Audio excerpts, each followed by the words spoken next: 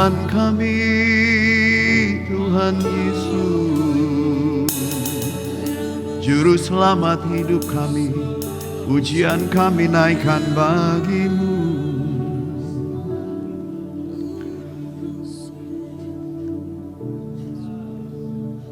Bapa di dalam surga, berbicaralah kepada kami. Ya Tuhan, berbicaralah kepada kami. Nyatakanlah isi hati-Mu bagi kami. Tuntun kami di jalan-Mu dengan kebenaran. Kami tidak bisa berjalan tanpa terang firman-Mu.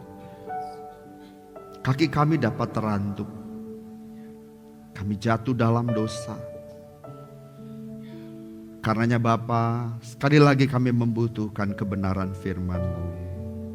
Berbicaralah Bapa, nasihati kami dengan firman-Mu. Lewat firman-Mu kami dikuduskan, disucikan. Kami buka bejana kami untuk diisi kebenaran-Mu. Dengan penuh sukacita, kami sambut firman-Mu Bapa, di dalam nama Tuhan Yesus Kristus. Amin, amin. Silakan duduk Bapak Ibu, saudara-saudara terkasih di dalam Tuhan. Selamat pagi, Shalom.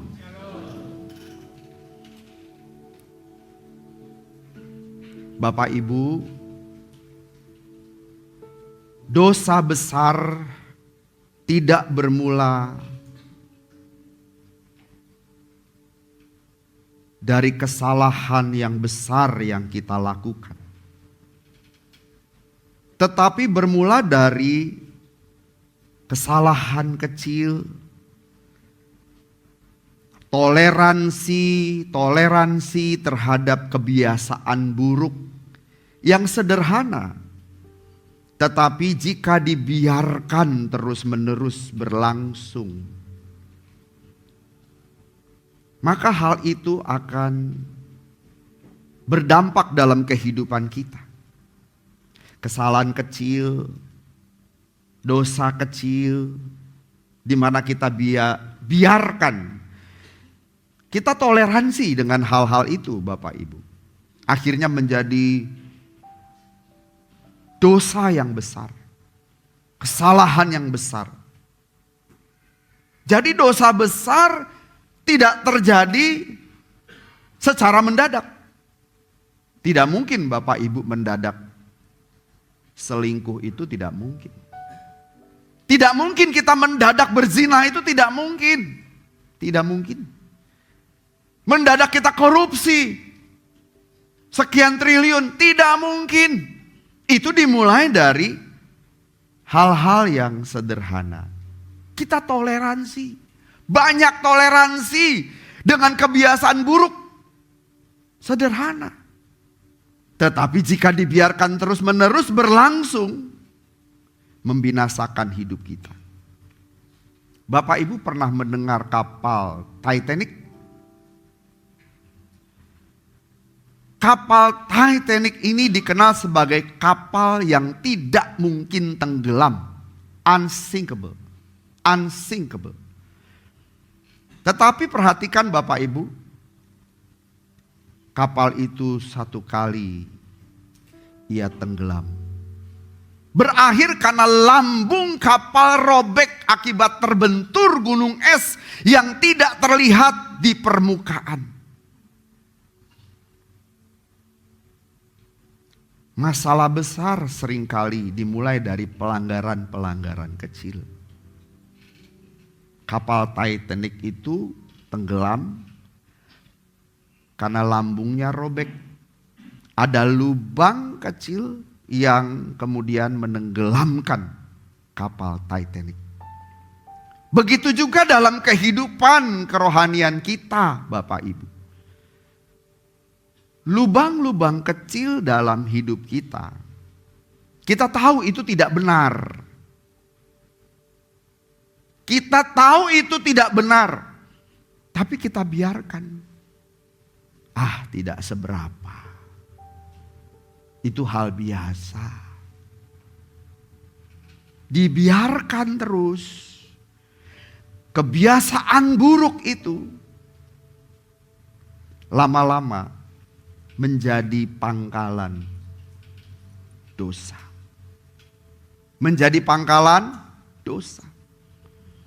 Pangkalan dosa adalah tempat atau kebiasaan dalam hidup di mana kita biarkan mendapat akses masuk lalu bertahan dalam diri kita. Itu pangkalan dosa. Dosa berpangkal. Jadi terminal hati kita, hidup kita jadi terminal dosa. Dari toleransi-toleransi yang kecil, dosa-dosa kecil, kebiasaan-kebiasaan buruk yang kita anggap tidak apa, tidak seberapa, itu mah biasa. Kompromi kecil dapat membuka akses lebih besar, dapat membuka pintu kehancuran hidup kita. Kehancuran sebuah rumah tangga tidak sedikit terjadi hanya melalui reuni. Akibatnya terjadi korsleting, CLBK, cinta lama bersemi kembali. Gara-gara reuni, tukeran handphone. Sederhana kan? CLBK terjadi gara-gara reuni. Kalau nggak ada reuni nggak ketemu. Dengan ada reuni ketemu. Ketemu cinta lama muncul lagi. Kita sudah meninggalkan kebiasaan-kebiasaan buruk. Ketemu teman lama yang dulu kita lakukan bersama kebiasaan-kebiasaan buruk itu. Coba mengenang masa lalu. Dulu juga gak apa-apa, biasa. Jatuh lagi. Dulu ada seorang politisi namanya Harun Masiku. Ini satu dari sekian banyak orang yang terlibat dalam kasus suap Bapak Ibu. Dia melakukan kasus suap terhadap komisioner KPU untuk meloloskan dirinya sebagai anggota DPR melalui jalur pergantian antar waktu atau PAW. Awalnya ya ini hanya sebuah tindakan kompromi yang terlihat kecil, biasa dalam dunia politik biasa. Hanya untuk melobi kursi DPR. Tapi karena dia memilih jalan pintas dengan suap, kompromi kecil itu berkembang menjadi skandal besar yang melibatkan pejabat tinggi. Pada akhirnya dia menjadi buron sampai hari ini. Hal sederhana kita usil. Ijazah orang kok diobok-obok. Sekarang orang itu ketakutan. Mulai mencela-mencela kalimatnya. Bapak Ibu ngerti apa yang saya maksud? Jangan usil. Ijazah orang kok diobok-obok. Benar atau tidaknya. Lihat sisi baiknya. Indonesia maju Bapak Ibu dalam kepemimpinan di eranya. Usil banget. Saudara mau usil juga? Jangan. Atau usilin orang? Jangan. Hal kecil. Begitu dituntut, nangis-nangis saudara. Jangan sembarangan ya. Ini pejabat yang usil akhirnya berhadapan dengan hukum. Banyak hal yang sederhana kita anggap sepele. Biasa. Jangan Bapak Ibu, jangan. Itu bisa membinasakan kita. Lihat Kidung Agung 2 ayat 15. Kompromi dapat merusak potensi besar yang saudara miliki. Rencana agung Tuhan dalam hidup saudara, rencana yang besar rusak, gagal gara-gara kompromi kecil. Dosa kecil, hal yang sederhana. Kita anggap sepele. Cuma ciuman doang. Cuma cium jidat. Itu do tinggi. Itu masih pacaran, hati-hati. Do,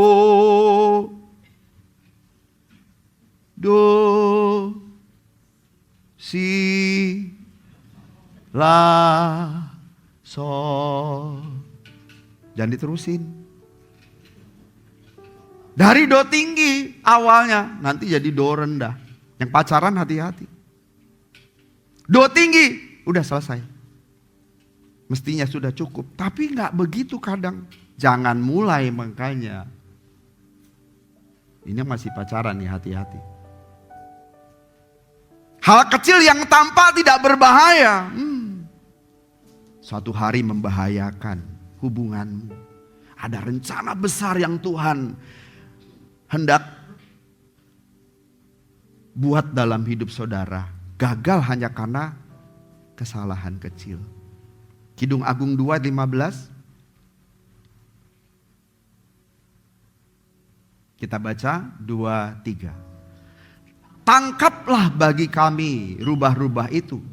Rubah-rubah yang kecil. Yang merusak kebun-kebun anggur. Kebun-kebun anggur kami yang sedang berbunga. Ini sebuah simbolisme Bapak Ibu. Konteksnya adalah sebuah simbolisme. Rubah-rubah kecil itu melambangkan hal-hal kecil yang tampaknya tidak berbahaya, tetapi dapat merusak.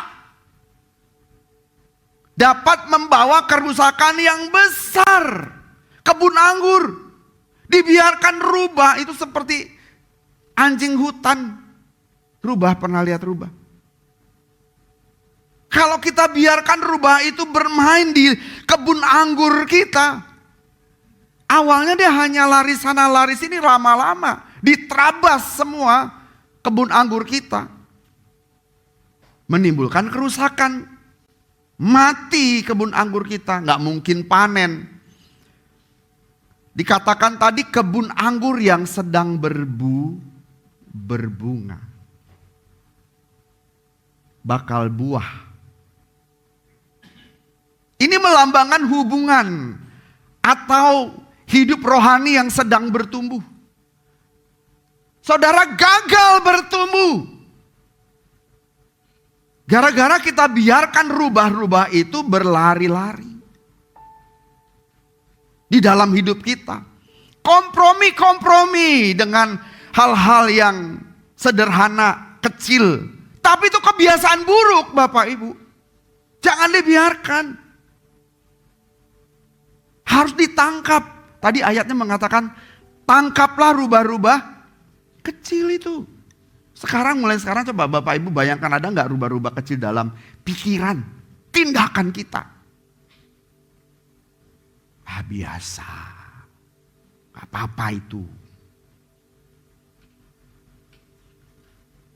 Lihat ya, semua dimulai dari hal yang kecil. Dosa besar dimulai dari hal yang kecil. Jadi kompromi kecil. Kebiasaan buruk, gangguan-gangguan kecil harus segera diatasi. Kebun anggur itu bisa berbicara mengenai hidup saudara, hidupku. Tuhan punya rencana dalam hidupku, rencana Tuhan bisa gagal. Gara-gara kita biarkan rubah-rubah kecil itu menghancurkan hidup kita pada akhirnya. Jadi sebelum menghancurkan rubah-rubah kecil itu, tangkap. Bisa berupa kebun anggur itu pelayanan kita. Tuhan punya rencana yang besar dalam pelayanan kita. Tapi gagal. Gagal rencana Tuhan karena kita biarkan rubah-rubah kecil itu. Pernikahan kita. Harusnya pernikahan kita langgeng sampai kita dipanggil Tuhan. Tapi enggak ternyata. Selesai. Gara-gara ada ani-ani. Ada cabai-cabean. Gagal rumah tanggamu. Menjadi proyek percontohan Elohim Yahweh. Di tengah-tengah banyaknya rumah tangga yang hancur. Gagal. Saudara gak bisa dipakai Tuhan. Kesalahan kecil.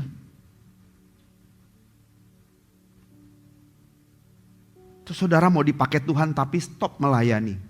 Gagal rencana Tuhan dalam hidupmu. Mau dipakai Tuhan jadi alatnya Tuhan. Kemarin saya berbicara dengan Pak Enjang. Bapak tidak khotbah. Tapi Bapak bisa jemput orang. Itu juga melayani. Bapak gak bisa khotbah. Tapi Bapak bisa jemput orang. Saya mau Pak. Amin. Amin panjang ya.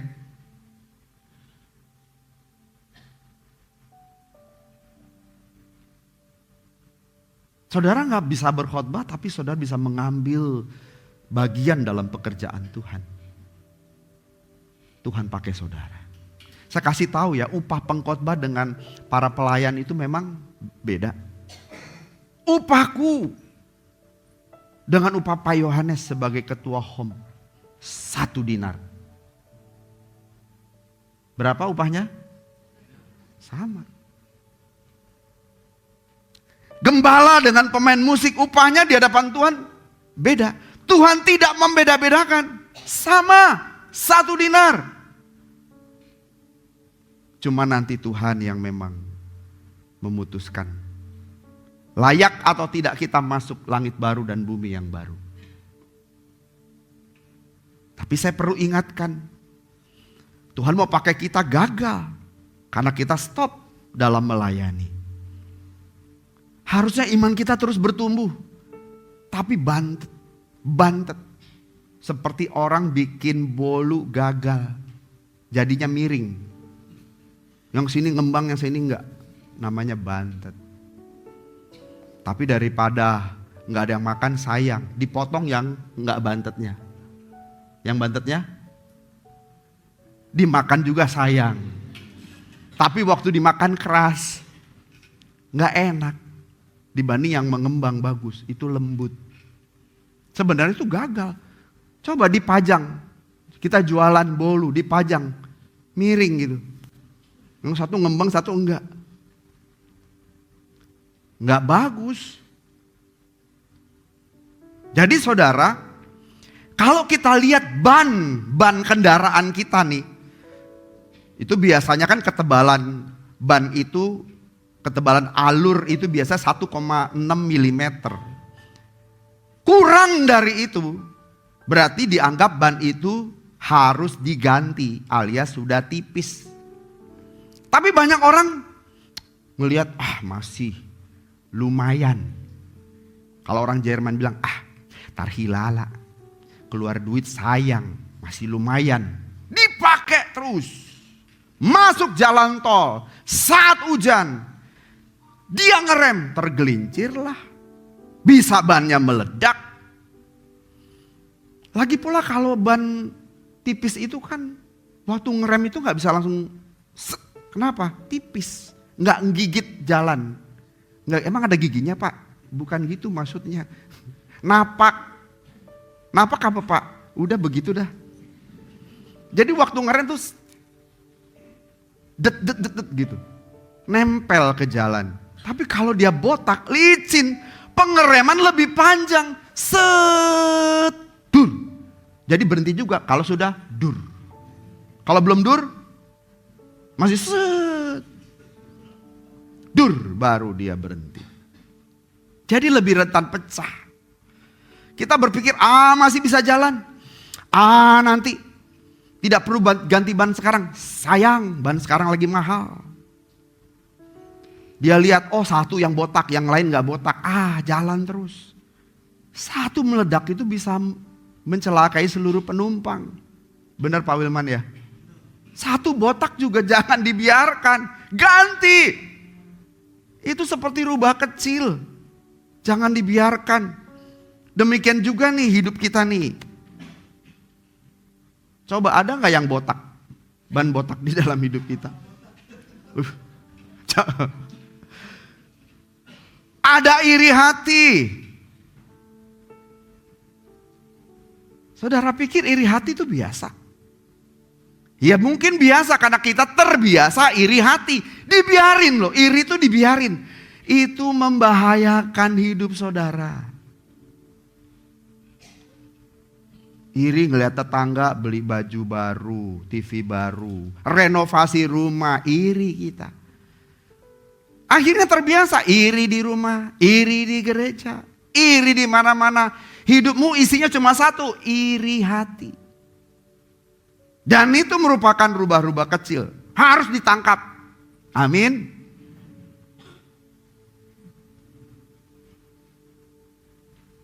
Kebiasaan, kadang-kadang nih mulut nih, memang lidah tak bertulang, nggak ada namborunya, cuma tulang, nggak ada tulang, nggak ada namboru ya, lidah tak bertulang. Bagian terkecil, anggota terkecil dalam tubuh kita kecil, dapat merusak kehidupan orang, dapat merusak kehidupan saudara juga. Kalau dibiarkan terus.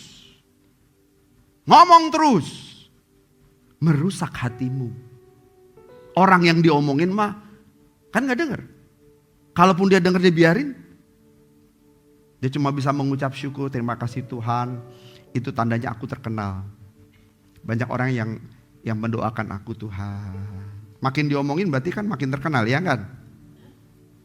Makin banyak orang pengen seperti saya Tuhan. Iyalah. Biasanya orang yang diomongin itu kan punya kelebihan. Sekarang kalau gak punya kelebihan masa diomongin? Masa diiriin? Gue iri lo dia gak bisa main musik. Gue iri lo dia gak bisa khotbah. Gue iri lo dia gak bisa apa ya? Gak punya kelebihan.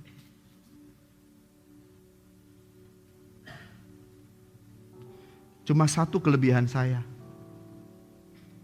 Cuma satu kekurangan saya. Gak punya kelebihan. Iri dengan model orang yang gak punya kelebihan. Ngapain saudara? Pasti karena iri karena orang punya kelebihan. Kalau itu dibiarkan terus menerus, merusak hidup saudara. Atau kebiasaan menunda. Nih yang masih kuliah nih. Lagi mengerjakan skripsi. Tunda terus. Dosen pembimbing udah bilang, kapan nak dikirim biar kita direvisi dulu yang kemarin itu. Oh belum Pak dosen. Ditanya lagi, harusnya mahasiswa yang nanya Pak dosen. Mahasiswa yang ngejar Pak dosennya, bukan dosen yang ngejar mahasiswa. Kalau sekarang terbalik. Emang begitu, sekolah juga gitu. Hari ini guru wali kelas anak saya yang selalu kirim, Pak anaknya belum mengerjakan ini tolong ya Pak segera. Gurunya lah, kalau zaman dulu kan enggak ya. Kita yang kejar-kejar, takut disetrap. Sekarang enggak, guru yang kejar-kejar murid supaya ngerjain tugasnya. Dunia sudah mulai terbalik memang. Saudara, sedikit saja kelalaian rohani, kita nggak salah, nggak kudus, mata kita nih nggak kudus. Jika dibiarkan menghancurkan seluruh bangunan yang Tuhan sedang kerjakan dalam hidup kita. Bangunan rohani. Hancur. Saudara, saya tanya nih. Apa rubah kecil dalam hidup saudara yang selama ini saudara anggap sepele? Apa? Saya mah cuma ngomel-ngomel doang Pak Pendeta. Iya, bagus. Ngomel-ngomel. Begitu bangun pagi sudah ngomel. Bagus gak itu? Dibiasakan terus jadi apa nanti? Isi hidupmu cuma ngomel. Ngomel di rumah. Waktu nganter anak ke sekolah.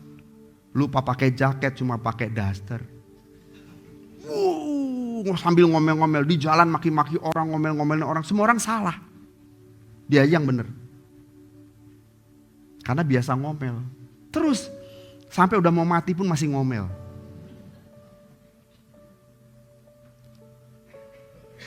Saya yakin Tuhan gak kenal orang yang begini. Sederhana Bapak Ibu, ya memang. Kebiasaan buruk itu sederhana, sepele, tapi jangan kompromi. Itu merupakan rubah-rubah kecil yang harus ditangkap. Harus ditangkap. Coba kita lihat ya. Ini pembiaran Bapak Ibu, pembiaran. 1 Raja-Raja 11 ayat 1 sampai 4. Jangan dibiarkan. Coba kita baca 2-3. Adapun Raja Salomo mencintai banyak perempuan asing. Udah salah tuh. Baru kalimat pertama sudah salah. Adapun Salomo mencintai banyak perempuan asing. Terus di samping anak Firaun, ia mencintai perempuan-perempuan Moab, Ammon, Edom, Sidon, dan Het. Terus padahal tentang bangsa-bangsa itu Tuhan telah berfirman kepada orang Israel, jangan kamu bergaul dengan mereka, dan mereka pun janganlah bergaul dengan kamu, sebab sesungguhnya mereka akan mencondongkan hatimu kepada Allah-Allah mereka. Hati Salomo telah terpaut kepada mereka dengan dia jatuh cinta. Udah terpaut, sudah terpanah, sudah terikat. Terpanah ya termasuk terpanah. Panah asmara. Udah nempel di hatinya Salomo. Mencintai orang-orang asing. Banyak perempuan di mana dia jatuh cinta kepadanya. Lanjut. Ia mempunyai 700 istri dan dari kaum bangsawan. Dan 300 gundik. Istri-istrinya itu menarik hatinya daripada Tuhan. Yang tadinya dia menyembah Tuhan, hidup saleh, menyembah Elohim Yahweh. Sekarang dia menyembah yang lain, Milkom, Asitoret, Baal. Gara-gara siapa? Istri-istrinya yang banyak itu. Gundiknya saja ada 300. Itu yang angka yang ke-1000 nungguin ke-1 lama banget. Saking banyaknya istrinya. Lama-lama dia terbawa, terikat. Ada orang berkata gini, Pak dia kan raja Pak. Ini hanya pernikahan politis. Tapi saya mengatakan, Salomo tetap salah. Sebab kebenaran firman Tuhan, firman itu jangan berpikir tajam ke bawah, tumpul ke atas. Tidak. Sama-sama tajam. Tajam ke bawah, juga tajam ke atas. Jangan saudara pikir karena dia raja, dia boleh punya istri banyak. Tidak boleh. Salomo sudah melakukan yang namanya kompromi dosa. Ditegur gak oleh Tuhan? Pasti ditegur. Nuraninya pasti ditegur. Tapi dia anggap biasa. Kan orang kirim perempuan, upeti, yang gak diterima sayang atuh. Harusnya ketika banyak raja-raja yang ditaklukkan oleh kerajaan Israel, Salomo yang menjadi raja besar hari itu, harusnya kirim pengumuman. Seperti waktu kita menikah ada pengumuman kan? Tanpa mengurangi rasa hormat, ya kan gitu. Tanpa mengurangi rasa hormat dan terima kasih atas perhatian Bapak Ibu, dengan segala kerendahan hati kami menyarankan hadiah yang diberikan dalam bentuk uang tunai. Harusnya Raja Daud begitu, dalam bentuk uang tunai, bukan ani-ani. Ngerti ani-ani? Ani-ani di apa? Ani-ani dipotong, dikumpulkan. Mestinya nggak begitu. Jadi Salomo harus berkata, kami menyarankan agar hadiah diberikan dalam bentuk uang tunai bukan peyempuan. Tapi dia mah enggak begitu. Dia terima semua upeti. Akhirnya kompromi kecil itu, kompromi kecil yang dibiarkan membuat hati Salomo berbalik dari Tuhan dan menyembah Milkom, Asitoret dan Baal. Akibatnya apa? Baca tadi akibatnya. Ayat yang keempat. Dia tidak lagi menyembah Elohim Yahweh. Coba kita baca ya ayat keempat, 2, 3. Sebab pada waktu Salomo sudah tua, istri-istrinya itu mencondongkan hatinya kepada allah-allah lain. Sehingga ia tidak dengan sepenuh hati berpaut kepada Tuhan Allah seperti Daud ayahnya. Daud pernah berbuat dosa, tapi dia bertobat. Salomo tidak. Karena hatinya sudah terpaut dengan allah-allah orang kafir. Jadi Salomo tidak jatuh karena satu dosa besar. Tetapi karena serangkaian kompromi-kompromi kecil yang dibiarkan. Dan itu menjadi akses masuk, pintu masuk yang merusak rencana besar Tuhan atas Salomo. Semua dimulai dari lubang kecil. Kalau saudara lihat di rumah saudara itu, temboknya retak. Jangan dibiarkan lama-lama roboh tembok rumah saudara. Saya nggak percaya. Ya udah dibiarin deh. Jangan biarkan ada pohon tumbuh di dinding rumah saudara. Gara-gara retak pohon bisa tumbuh kan? Jangan biarkan lama-lama dia tembus dan merusak rumah kita, tembok itu. Semua dimulai dari lubang kecil yang dibiarkan. Begitu juga dengan kehidupan rohani kita, Bapak Ibu. Jadi kita jarang jatuh dalam dosa besar tiba-tiba. Gak mungkin Bapak Ibu. Tiba-tiba selingkuh, saya bilang tadi gak mungkin. Semua gak ada tiba-tiba. Tiba-tiba bunuh orang bisa? Gak bisa. Kecuali gak sengaja, ngantuk, bawa mobil, serempet orang. Itu bukan dosa. Tapi Pak orang terbunuh, itu bukan dosa juga. Dia gak sengaja, tapi lalai. Gak mungkin orang melakukan dosa besar itu mendadak. Tapi karena kebiasaan kecil yang dianggap tidak apa-apa, dianggap wajar. Kita gak mengendalikannya Bapak Ibu. Dibiarkan terus. Tanpa sadar kita sedang membangun pangkalan dosa. Dan ketika dosa itu berkuasa atas hidup kita, kematian kekal itu menjadi bagian hidup kita. Jadi kebiasaan buruk yang terus dibiarkan bisa menjadi pangkalan dosa yang menghancurkan kehidupan rohani kita. Menggagalkan rencana Tuhan mau membawa kita ke langit baru dan bumi yang baru. Ibrani 12 ayat 1. Kita baca 2, 3. Karena kita mempunyai banyak saksi, bagaikan awan yang mengelilingi kita. Marilah kita menanggalkan semua beban dan dosa yang begitu merintangi kita. Dan berlomba dengan tekun dalam perlombaan yang diwajibkan bagi kita. Perhatikan di sana. Marilah kita menanggalkan semua beban dan dosa. Beban dan dosa. Beban dengan dosa itu beda. Marilah kita menanggalkan semua beban.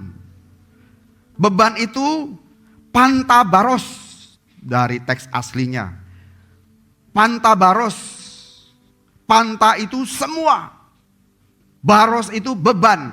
Beban itu tekanan. Tekanan yang membuat lelah baik secara fisik maupun batin. Tekanan yang membuat kita merasa lelah baik fisik maupun batin. Tanggalkan. Tanggalkan semua. Nah ini menunjukkan sesuatu yang bukan dosa. pantabaros. Kalau dosa yang merintangi itu euperistatos. Euperistatos. Dosa yang begitu merintangi kita. Itu jelas, dosa yang merintangi kita. Artinya di sini dosa yang melilit kita. Tanggalkan. Tapi kalau beban itu bukan dosa, tetapi tekanan baik secara fisik maupun non fisik. Yang begitu menekan saudara, begitu memperlambat, melemahkan iman. Sekarang, kenapa seorang pelari cepat itu tidak bawa beban? Kalau bisa pelari cepat itu pakai baju setipis-tipisnya. Sekarang perenang 200-100 meter sprint. Rata-rata botak. Kenapa? Kalau rambutnya panjang, itu dapat mengganggu. Sekarang rambut panjang berenang, dia nggak bisa begini-begini waktu berenang. Kalau di sini kita bisa begini.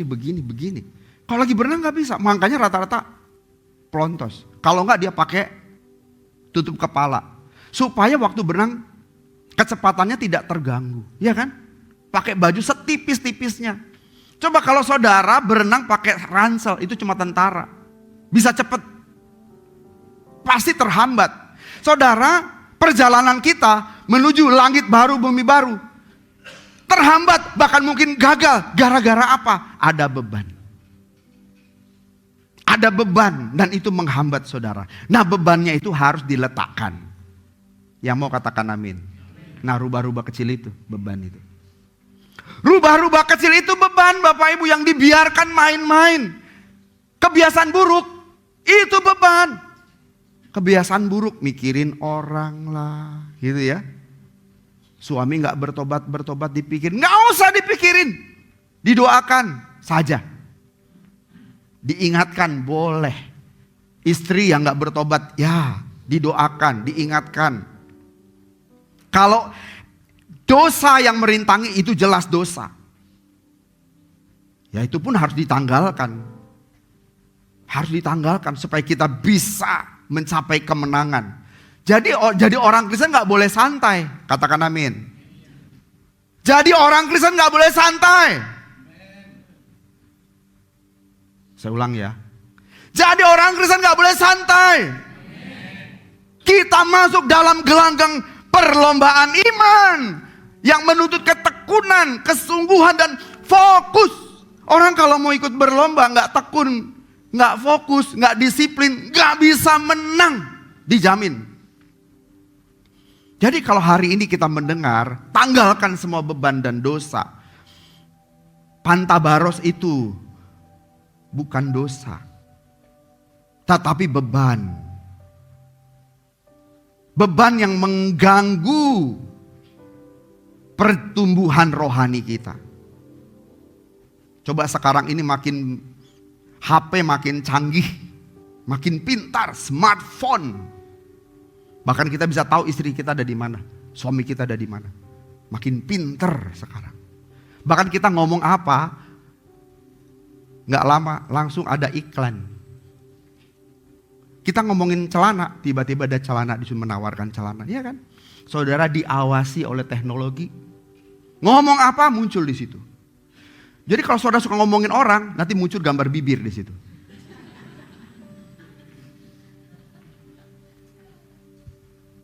Jangan biasakan hal-hal buruk kita anggap sepele. Jangan. HP kita udah maju banget. Coba lihat orang yang HP-nya bagus. Kalau dulu kan HP-nya nggak bisa scroll, ya kan? Nggak bisa. Sekarang scroll. Orang tuh scroll lihat TikTok, Instagram. Pertanyaan saya berapa jam? Ibu-ibu, bapak-bapak, scroll berapa jam? Ayo jawab. Ini belum lama nih saya, baru sekitar hampir 45 menit. Pertanyaan saudara, sejam ngantuk nggak? Ngantuk nggak? Nggak aci dong, nggak fair dong. Dengar firman Tuhan langsung.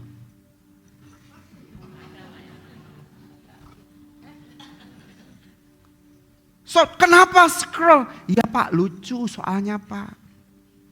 Tapi saudara, tanpa terasa, saudara terbawa loh. Sejam habis, 2 jam habis. Seneng banget lihat orang make upan gitu. Ngasih tahu ini produknya apa. Itu betah saudara. Coba dengar firman Tuhan.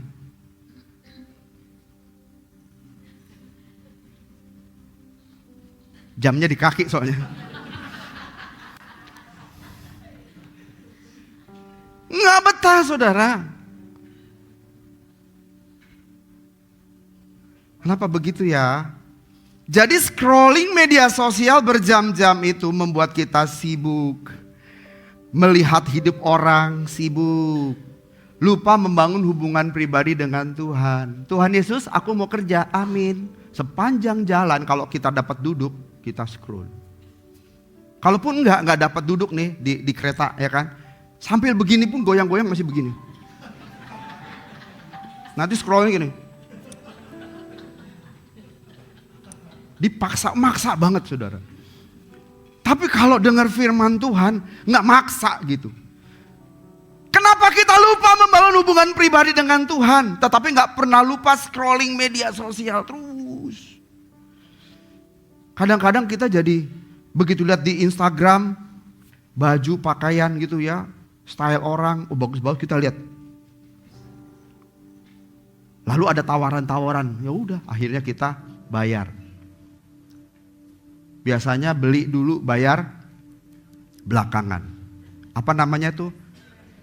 Pay later. Sampai setiap hari ada yang datang. Permisi. Paket.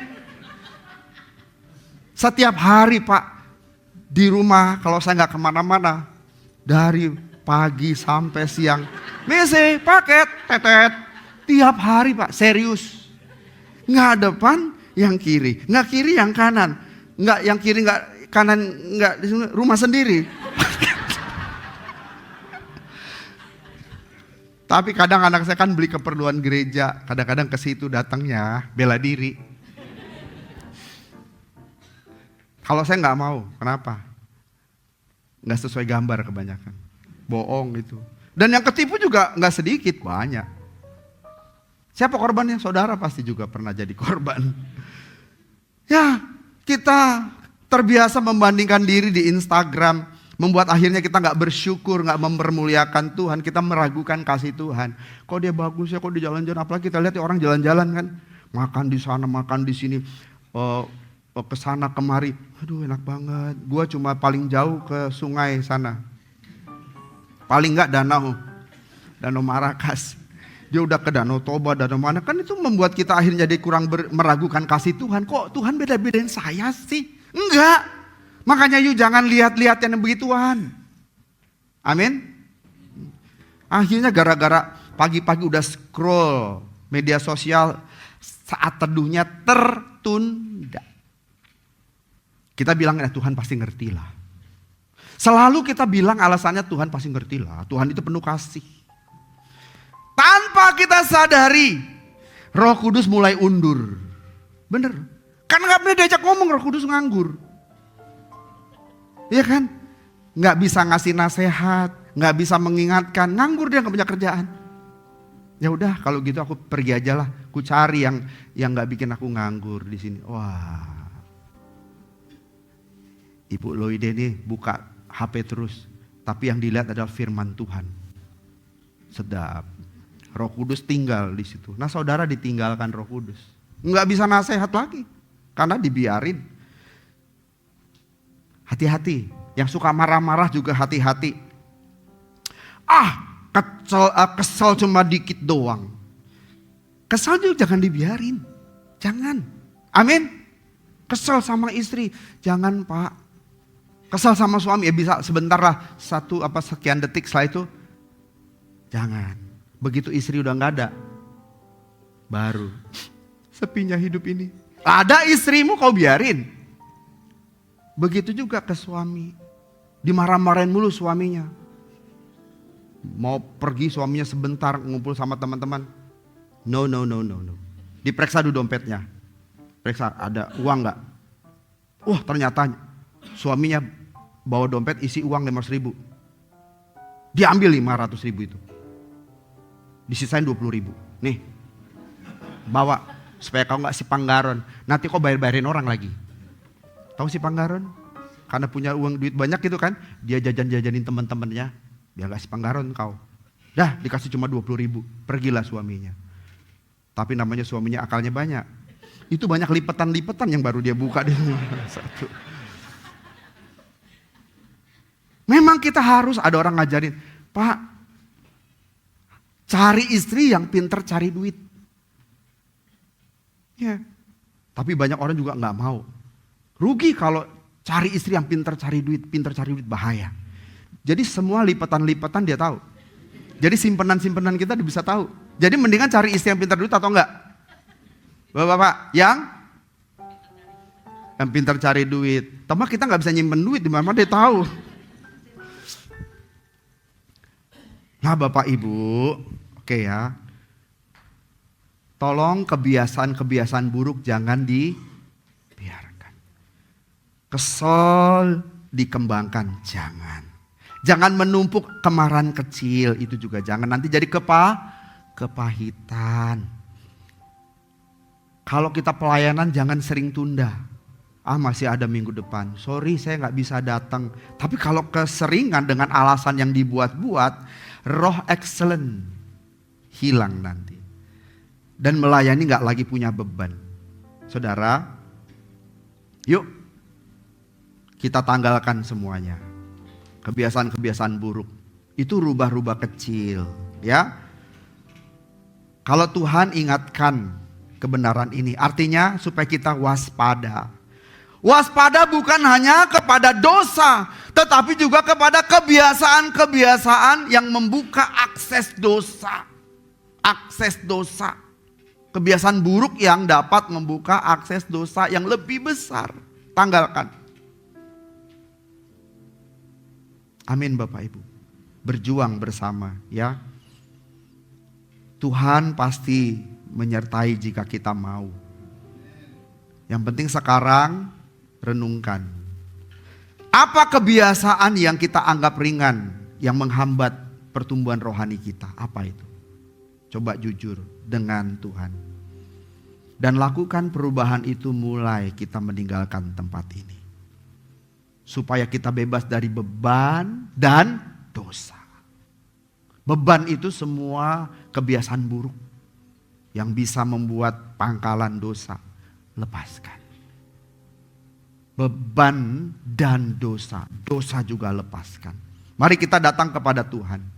Tuhan, aku ingin berlari lebih ringan dan cepat. Tunjukkan kepadaku rubah-rubah itu. Dan aku mau tangkap rubah-rubah itu. Dan aku mau singkirkan di dalam taman rohani hidupku. Tuhan berkati. Amin.